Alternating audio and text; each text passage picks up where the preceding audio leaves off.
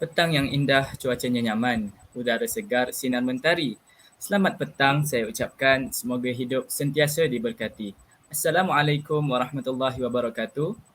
Yang dihormati Ustaz Dr. Mustafa Kamal bin Ahmad Kasim, pensyarah kursus MPU 3092, Pendidikan Agama Islam yang sudi memberi bimbingan dan tunjuk ajar kepada kami sekalian pelajar. Yang dikasihi, barisan-barisan panel Pual Bicara Eksklusif yang terdiri daripada barisan pelajar Institut Pendidikan Guru Kampus Ilmu Khas. Bersama saya, panel pertama berasal dari tempat yang santapan pagi mesti ada sate, tak lain tak bukan, saudari Fatin Erlisa dari Muar, Johor. Panel kedua kita terbang jauh bersama seekor burung enggang datang ke bumi semenanjung Malaysia demi secebis ilmu perguruan. Diperkenalkan, saudari Anissa Syahida dari Sibu, Sarawak. Dan saya selaku panel ketiga, saudagar keropok ikan terkenal dari Pasir Putih, Kelantan, Hafizul Adlin. Bersua kita empat mata meskipun sekadar terlihat di atas skrin bukanlah sekadar untuk berborak kosong mahupun menghabiskan masa. Akan tetapi, untuk bersama-sama berdiskusi tentang sebuah isu yang sedang melanda ahli masyarakat Islam di negara kita pada hari ini. Kian hari, isu ini dibicarakan oleh segenap 4 penjuru dunia dan Malaysia juga tidak terkecuali. Media sosial yang sudah menjadi satu perkara wajib dimiliki oleh semua lapisan generasi. Penggunaan media sosial juga tidak dinafikan membawa pro dan kontra kepada kita semua. Walaupun begitu, penggunaan yang melampau ternyata memberi impak yang besar kepada semua penggunanya. Tanpa membuang masa, kita mulakan sesi bual bicara eksklusif kita dengan pengupasan mengenai ketagihan media sosial bersama panel pertama, saudari Fatin Elisa. Silakan saudari. Baiklah, terima kasih saudara Hafizul. Jadi kita akan mulakan bual bicara kita dengan mengenal dulu ataupun memahami konsep ketagihan media sosial. Jadi ketagihan tu berasal daripada perkataan kata dasar tagih, mana menurut Kamus Dewan Bahasa, tagih tu bermaksud suka ataupun gemar ataupun amat suka. Jadi media sosial merupakan alat perantara ataupun alat komunikasi yang menggunakan internet. Dengan kata lain, ketagihan media sosial merupakan satu, orang kata macam terlalu gemar akan alat perantara ini. Jadi penggunaan media sosial tak dinafikan mempunyai banyak kebaikan dan keburukan, tetapi lebih banyak keburukan yang kita nampak pada masa sekarang. Mana saya akan menyediakan beberapa contoh tentang ketagihan media sosial. Jadi antara contoh ketagihan media sosial yang pertama adalah di mana penggunanya akan sentiasa mengemas-kini ataupun update status media sosial mereka. Sebab kita tahu bahawa media sosial ni bukan sahaja digunakan oleh golongan belia ataupun golongan yang belasan tahun. Bahkan murid-murid sekolah rendah dan juga golongan dewasa serta golongan yang warga tua juga menggunakannya. Jadi jelasnya penggunaan media sosial bukan sahaja tertumpu kepada satu-satu kelompok, tetapi ianya dipukul rata digunakan oleh semua orang. Jadi semua orang tak terlepas daripada ketagihan media sosial. Jadi apabila mereka menggunakan media sosial yang terlalu kerap, terlampau lama dan juga sehingga kata mengganggu rutin harian. Contohnya kalau sembahyang tu sepatutnya kalau Zohor je terus masuk waktu terus sembahyang, tapi disebabkan ketagihan media sosial ni lah dia melambat-lambatkan sembahyang. Itu antara salah satu contoh ketagihan media sosial. Malah ada juga yang menjadikan media sosial ni sebagai satu kerjaya. Mana sekarang kita ada istilah content creator. Tak dinafikan, memang ada content creator yang memang kita tengok content creator tu memang okey, memang bagus dia punya pengisian konteks kandungan apa yang nak cuba sampaikan dan sebagainya. Tapi disebabkan ada peminat-peminat yang terlalu taksub. Dia masalahnya dekat peminat tu sendiri. Dia terlalu taksub sehingga menyokong content creator tu walaupun konteks content creator tu adalah menyalahi akidah dan juga macam mengatasi akal lah. Kat situ pun adalah ketagihan media sosial. Jadi di sini saya akan berkongsikan statistik penggunaan media sosial. Mana kita dapat lihat penggunaan Facebook adalah sebanyak 2.9 juta pengguna. Jadi ini adalah seluruh negara. Ini diambil daripada Forbes Advisor. So jadi tempat pertama adalah Facebook. Mana kita tahu memang semua guna Facebook. Even walaupun generasi Z yang lebih tertumpu kepada Instagram, YouTube dan juga TikTok, mereka ada, sekurang-kurangnya mesti ada satu akaun Facebook. Kalau yang dah contoh golongan yang dewasa, yang dah bekerja, itu mesti ada. Kemudian tempat kedua, aplikasi yang selalu digunakan adalah YouTube. Dan yang ketiga adalah WhatsApp. Jadi WhatsApp ni memang hampir satu dunia guna. Macam Malaysia pun memang kita punya alat komunikasi pun adalah WhatsApp. Mana ada orang guna SMS sekarang kan, sebab tu menggunakan kredit. Tapi kalau WhatsApp ni cuma perlukan internet saja dan you boleh connect dengan orang lain. Okey, itu adalah daripada konsep ketagihan media sosial di mana penggunaan yang terlampau suka terhadap alat perhubungan ini. Jadi saya serahkan semula buat bicara ini kepada Saudagar Hafizul. Okey, tak dinafikan isu ketagihan media sosial merupakan suatu perkara serius yang perlu diambil cakna oleh setiap pihak, memandangkan penggunaannya meliputi semua lapisan masyarakat. Jadi tak kira muda, tua, janda, duda, bujang ataupun dah kahwin, bahkan kanak-kanak sekarang pun sudah terdedah kepada media sosial. Rasanya adalah lebih baik kita teruskan kepada panel kedua yang sepertinya tak sabar untuk berkongsi pandangan dan pendapat beliau mengenai pengaruh buruk media sosial ini. Dipersilakan saudari Anissa Syahidah. Terima kasih Saudara Hafizul. Okey, baiklah. Seperti yang kita tahu, zaman sekarang merupakan zaman yang sangat canggih, zaman yang sangat moden. Jadi, dengan teknologi yang semakin canggih ini, kita boleh mencari maklumat, pelbagai maklumat, kita boleh berkongsi pelbagai maklumat, semuanya hanya di hujung jari. Kalau difikir-fikirkan, sebenarnya terdapat banyak sangat manfaat yang kita dapat peroleh daripada media sosial ini sendiri. Tapi kalau media sosial ini digunakan dengan sebaik-baiknya. Namun sekarang ada segelintir masyarakat telah menyalahgunakan kemajuan ini dan sebab itulah wujudnya pengaruh buruk media sosial. Antara pengaruh buruk yang semakin menjadi-jadi adalah macam bully cyber. Seperti yang semua sedia maklum, bully cyber ini merupakan satu perbuatan yang mengancam, memalukan dan menakutkan seseorang melalui medium elektronik. Contohnya macam melalui message teks, email dan aplikasi-aplikasi yang agak popular untuk masa sekarang seperti TikTok, Instagram, YouTube. Macam aplikasi yang Fatin dah jelaskan tadilah. Semua tu. Ada berlakunya bully cyber. Dan untuk makluman para panel dan para pendengar sekalian, di Malaysia sendiri, bully cyber ini merupakan salah satu ancaman cyber terbesar. Sangat menyedihkan kan? Selain bully cyber, pengaruh buruk media sosial yang kedua adalah masyarakat menggunakan media sosial untuk menulis apa sahaja yang dikehendaki. Dengan kata yang lebih mudah, ikut suka je nak cakap apa.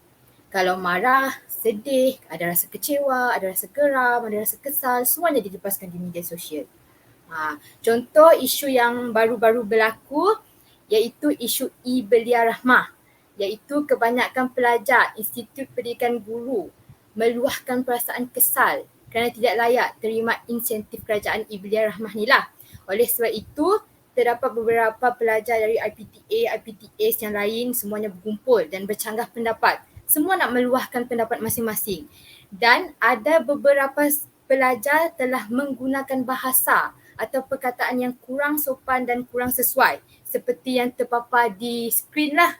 Itu merupakan contoh yang berlaku baru-baru ini. Perkataan yang digunakan adalah seperti perkataan kesat, yang tak elok lah. Okey, saya dah hujahkan tentang bully cyber. Saya dah hujahkan tentang menulis apa saja dikehendaki. Sekarang kita pindah pula ke pengaruh buruk yang ketiga iaitu scammer. Okey, scammer ni merupakan sesuatu bentuk kejahatan atau satu bentuk kejahatan yang dilakukan dengan berbagai kebohongan atau tipu muslihat dengan tujuan untuk menguntungkan diri. Kalau kita jadi scammer maknanya untung, tapi kalau ada mangsa scammer maknanya mangsa tu yang rugi. Contoh scam yang selalu berlaku adalah macam Makau scam. Makau scam ni selalunya bermula dengan panggilan telefon.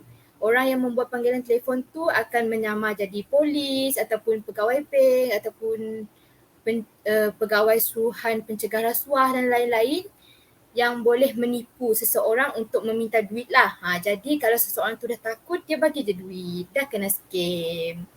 Okey, itu sahaja merupakan 3 pengaruh buruk media sosial yang dapat saya sampaikan. Saya serahkan seterusnya kepada saudari moderator Fatin Elisa. Baiklah, terima kasih Saudara Anissa Syahidah. Penerangan yang cukup jelas dan mantap dan memang perkara itu memang orang kata berkait dengan ketagihan media sosial. Jadi kini saya pula mengambil alih tugas moderator dari Saudara Hafizul, memandangkan selepas ini Saudara Hafizul akan berkongsi pula tentang salah satu pengaruh, dia masih lagi dalam skop pengaruh buruk tapi dia lebih jelas. Okey, jadi sebentar tadi kita dah dengar pengupasan tentang ketagihan media sosial dari aspek konsep itu sendiri.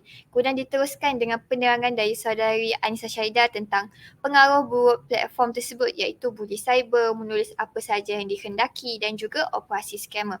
Jadi saya yakin pengaruh media sosial adalah lebih luas dan daripada pelbagai perspektif. Saya juga dimaklumkan oleh pihak pengurusan Bual Bicara Eksklusif bahawa Saudara Hafizul akan mengupas tentang isu yang sangat berkait dengan media sosial yang lagi orang kata lagi rapat dengan kita punya kelompok. Jadi pendek kata, setiap isu yang diketengahkan oleh setiap panel kita ni adalah berkesinambungan antara satu sama lain. Jadi saya mempersilakan Saudara Hafizul untuk memulakan pengupasan beliau. Okay, baiklah. Terima kasih saya ucapkan kepada Saudari Fatin kerana memberi peluang kepada saya pula untuk berkata-kata. Jadi, tak dinafikan isu yang akan saya perkatakan kali ini sememangnya mempunyai kesinambungan ataupun kita cakap ada connection lah dengan pengaruh negatif daripada media sosial. Jadi, antara isu yang hangat diperkatakan sekarang ialah isu pergaulan bebas sehingga membawa kepada zina, kepada apa orang cakap sekarang ni, sugar baby. Contohnya dalam kalangan pelajar IPT, Institut Pengajian Tinggi, sama ada IPTA ataupun IPTS. Jadi antara punca utama adalah perkenalan di antara remaja-remaja melalui aplikasi di media sosial. Antaranya Facebook, WhatsApp, ada certain aplikasi yang dikhaskan untuk cari jodoh. Contohnya macam Omi dan sebagainya. Jadi app ni sebenarnya bagus tetapi telah disalahgunakan oleh remaja-remaja ni. Starting mereka menggunakan aplikasi ni untuk chatting sahaja. Kemudian mereka berjumpa. Beralih pula kepada fasa yang lebih tinggi, iaitu fasa bercinta.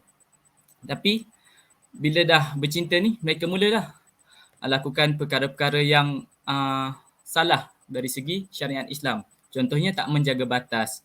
Seolah-olah mereka ni sudah berkahwin seperti pasangan halal. Jadi mereka mula terjerumus kepada zina dan sebagainya. Jadi ada juga sebahagian remaja ni dia terpengaruh daripada apa yang mereka lihat di kaca skrin ataupun skrin phone mereka ataupun skrin laptop mereka. Contohnya yang sering diperkatakan ialah video-video lucah dan sebagainya. Jadi bila mereka sering menonton ni, mereka dah ketagih dan mereka mula nak mencuba sesuatu yang baru bersama pasangan mereka. Orang cakap apa? Darah muda kan? Semua nak try. Jadi ada juga app yang digunakan oleh pelajar-pelajar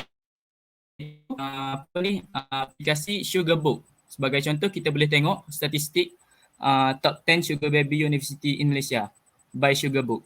Ni Sugar Book ni aplikasi Play Store.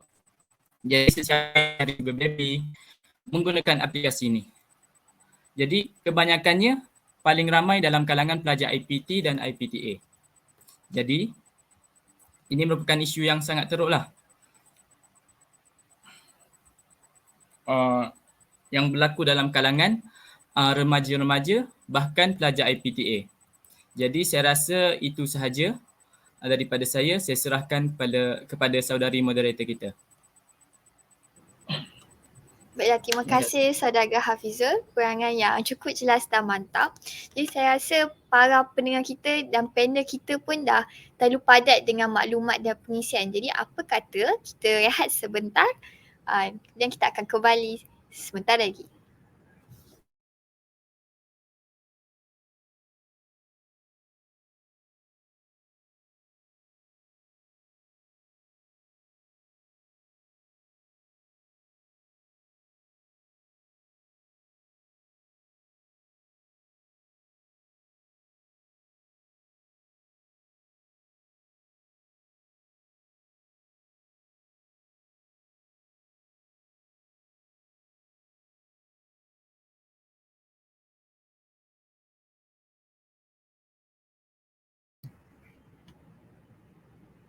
Baiklah, bertemu kembali kita ke dalam Bual Bicara Eksklusif.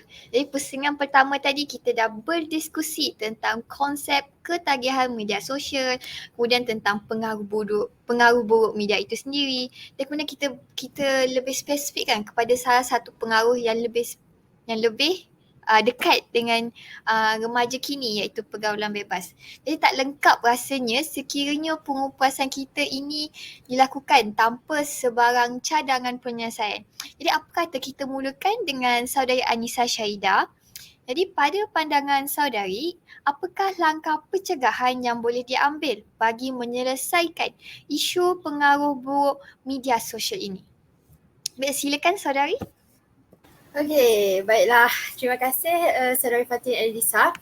Okey, sebelum saya masuk ke langkah pencegahan, izinkan saya mengulangi semula 3 pengaruh yang telah saya hujahkan sebentar tadi. Iaitu yang pertama, buli cyber. Kedua, menulis apa sahaja yang dikehendaki. Dan yang ketiga, skamer. Jadi saya akan mengupaskan langkah pencegahan satu persatu.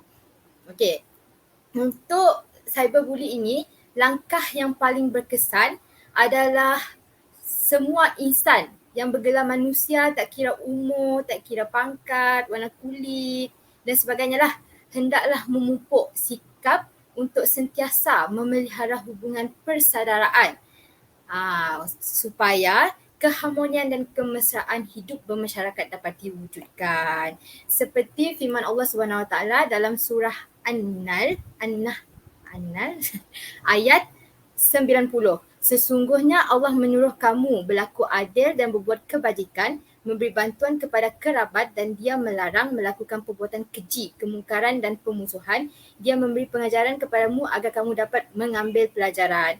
Dari ayat ini ada macam ayat ni ada cakap Allah melarang melakukan perbuatan keji, mungkar dan pemusuhan. Bully cyber ni merupakan satu perbuatan yang sangat tidak elok, iaitu pemusuhan lah. Sebab ianya boleh merosakkan mental, boleh memudaratkan mental seseorang dan emosi seseorang.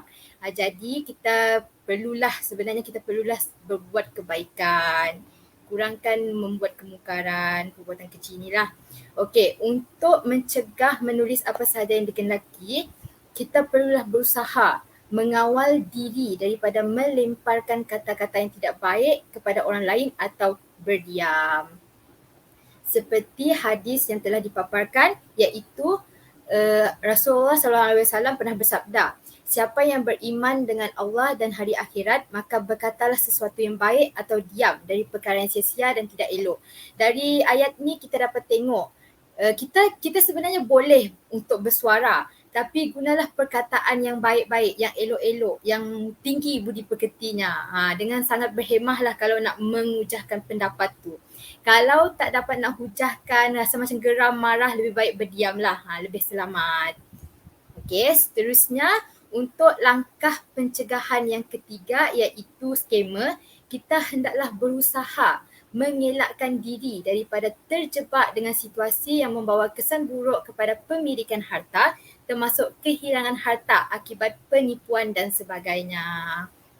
Okey, seperti dalam surah Al-Baqarah ayat 195 yang bermaksud, dan infakkanlah hartamu di jalan Allah dan janganlah kamu jatuhkan diri sendiri ke dalam kebinasaan dengan tangan sendiri, dan berbuat baiklah Sungguh Allah menyukai orang-orang yang berbuat baik. Dari ayat ni kita dapat tengoklah kita jangan melibatkan diri dari perkara-perkara yang memasukkan kita ke kebinasaan. Contohnya macam tadi dah, jangan melibatkan diri jadi scammer. Seterusnya jangan libatkan diri untuk jadi mangsa scam. Macam itulah.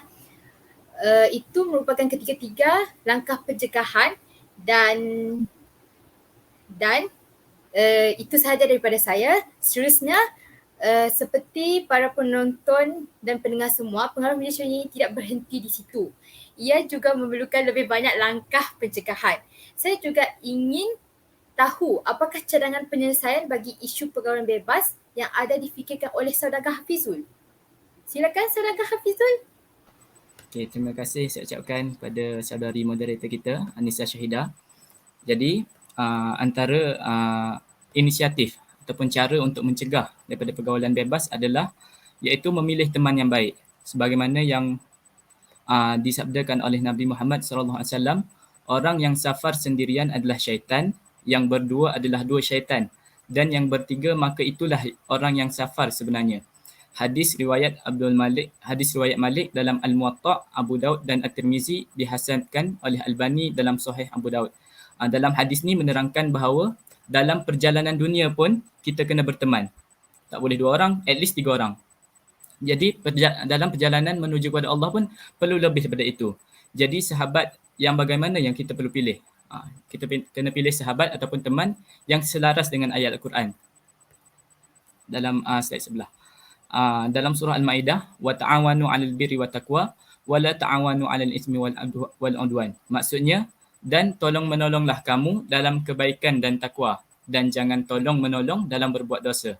Jadi dalam kita memilih kawan ni, memilih teman, memilih sahabat yang sering menolong kita dalam kebaikan.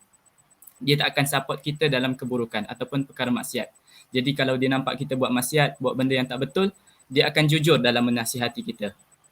Jadi seseorang yang berkumpul dalam kumpulan yang baik, maka dia akan cenderung untuk mengikuti akhlak kumpulan yang baik itu. Jadi saya berpindah kepada inisiatif ataupun cara yang kedua untuk mengatasi masalah pergaulan bebas. Rata-rata majoriti isu ni berlaku dalam kalangan remaja ataupun pelajar IPTA yang tak menjaga solat. Jadi individu itu perlulah menjaga solat sebagaimana yang firman Allah SWT dalam surah Al-Ankabut ayat 45. A'udzubillahi minasyaitonirrajim.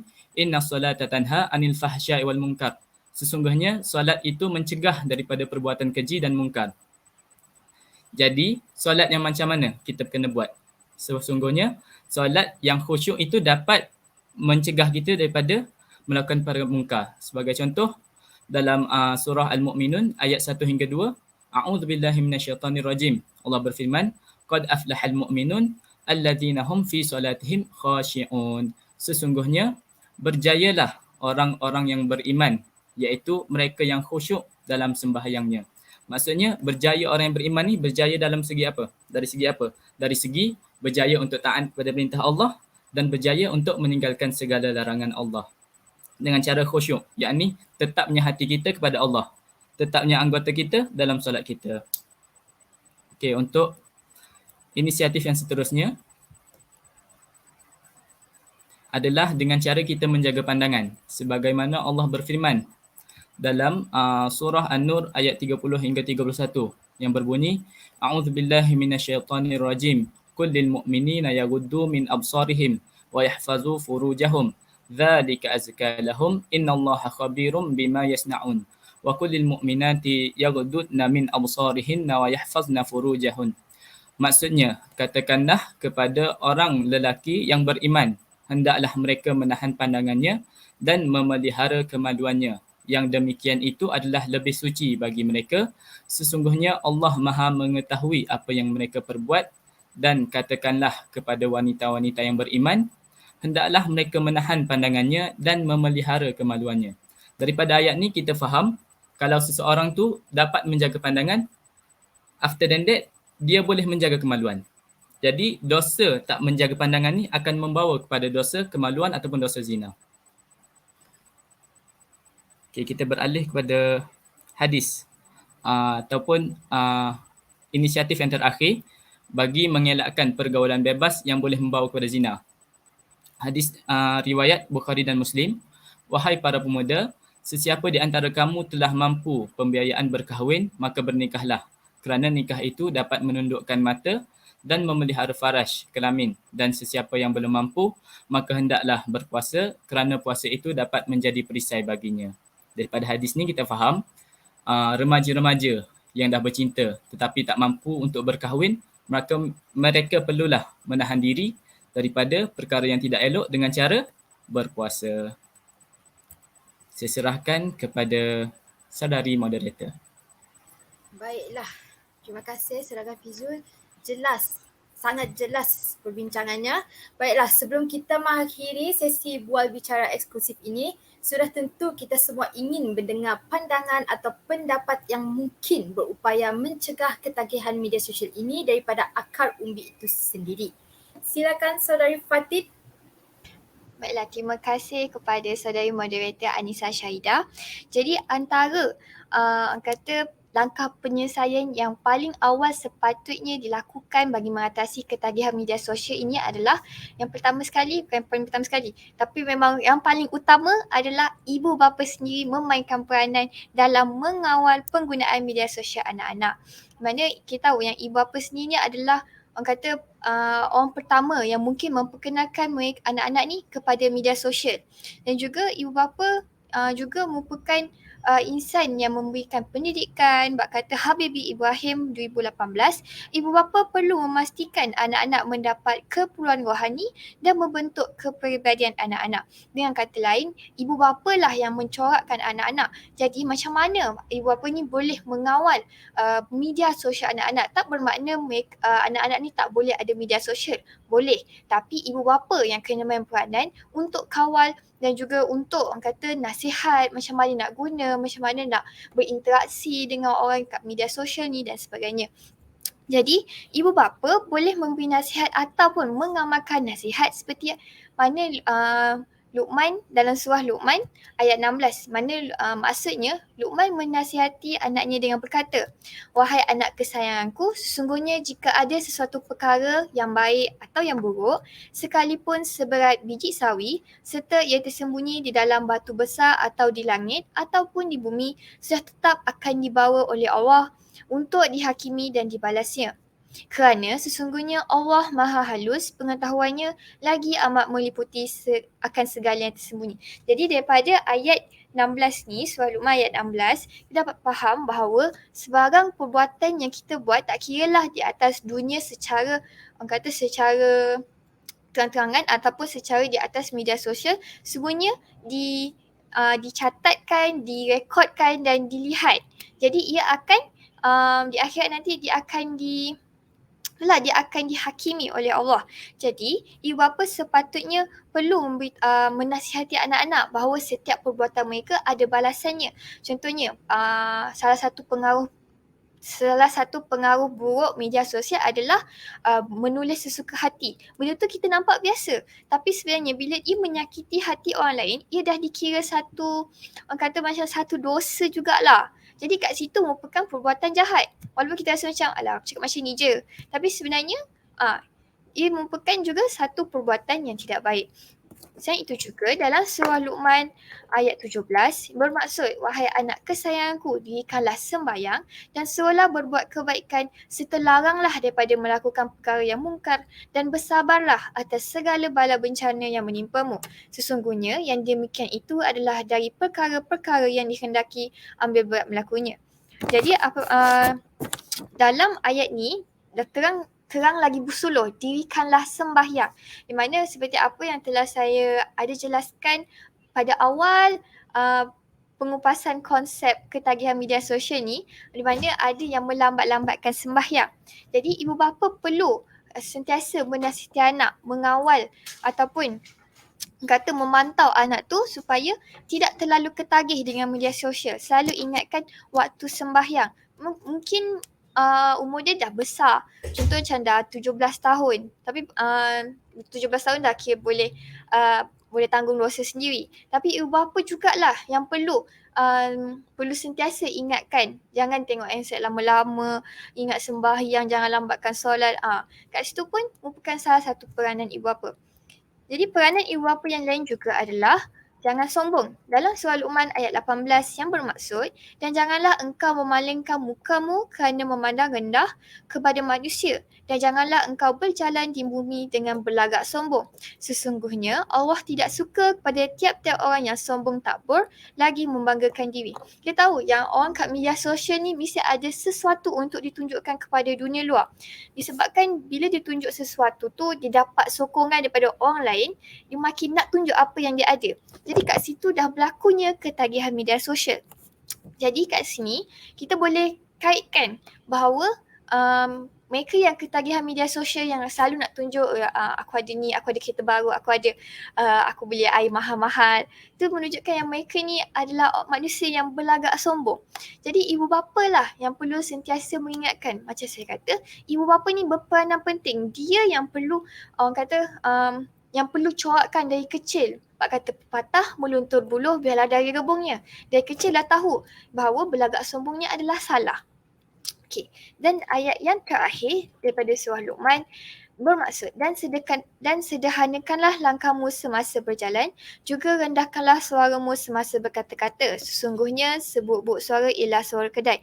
Mungkin kita akan anggap dalam ayat ni mungkin dalam waktu kita berbicara tu suara jangan kuat sangat. Tapi maksud juga ayat ni adalah apabila kita dalam media sosial ni, kita jangan terlalu melontarkan suara tu. Means kita kadang di media sosial kita boleh bagi pandangan, tapi kadang-kadang tak semestinya pandangan kita tu betul. Dan apabila pandangan kita tu mungkin bercanggah dengan pandangan orang lain, kat situlah mula berlakunya orang kata permusuhan. Saya rasa pendapat saya ni betul, tapi orang lain kata tak, pendapat awak ni salah. Lepas tu mulalah dia akan macam orang kata lagi panjanglah pergaduhan tu.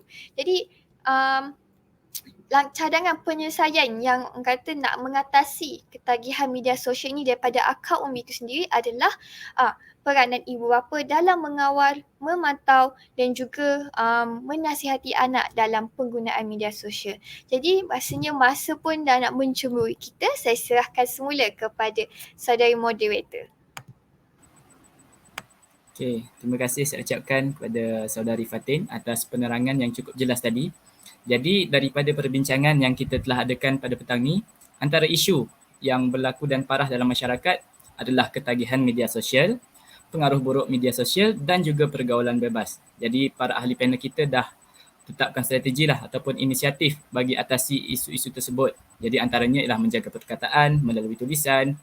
Ibu bapa sendiri berperanan untuk mengawal penggunaan media sosial anak-anak. Selain itu, kita pun individu perlu pilih teman yang baik, jaga solat dan lain-lain.